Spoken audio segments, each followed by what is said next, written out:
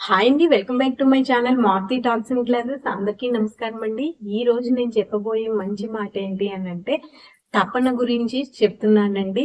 తపన అంటే ఏ పనినైనా చెయ్యాలి. చూడండి, మనం చాలా సార్లు అనుకుంటూ ఉంటాం వాడికి ఎలాగైనా తపన ఎక్కువే, తపన అయితే మట్టుకు ఉంది అనుకుంటాం కదా. ఆ తపన గురించి చెప్తున్నాను.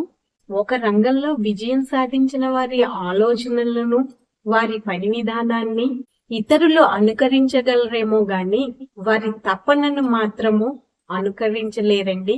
ఎందుకంటే తపనని అనుకరించడం సాధ్యం కాదనమాట. ఎవరి తపన వారిదే.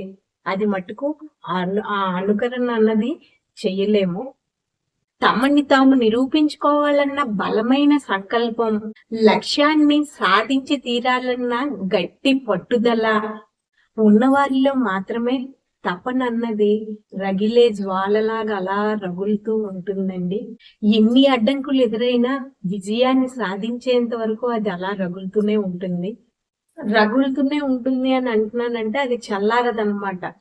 నేను అన్నదానికి అర్థం అది చల్లారదు అని. మరి అలాంటి తపన మీలో ఉందా? ఒకసారి ఆలోచించండి. మీ ముందు 2 దారులు ఉన్నాయండి.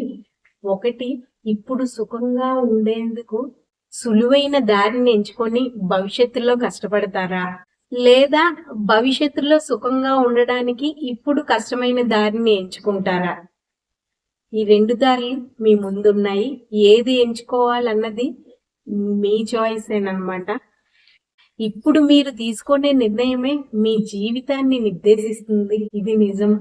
మరీ ముఖ్యంగా ఇప్పుడిప్పుడే కెరీర్ని ప్రారంభిస్తున్న యువత బాగా ఆలోచించి నిర్ణయాన్ని తీసుకోవాలి.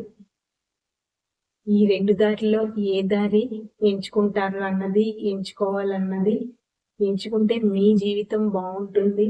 మీ జీవితాన్ని ఏ దారి నిర్దేశిస్తుంది అన్నది మీ చేతుల్లోనే ఉందండి. అంటే మీరు ఎంచుకున్న దారుల వల్లే మీ జీవితం ఎలా ఉంటుంది, మీ జీవితం ఎలా నిర్దేశించబడుతుంది అన్నది ఉంటుందన్నమాట. ఇది ఇవాళ మంచి మాట. ఈ వీడియో కానీ మీకు నచ్చితే ప్లీజ్ లైక్ చేయండి, మా ఛానల్ సబ్స్క్రైబ్ చేసుకోండి. Okay, thank you.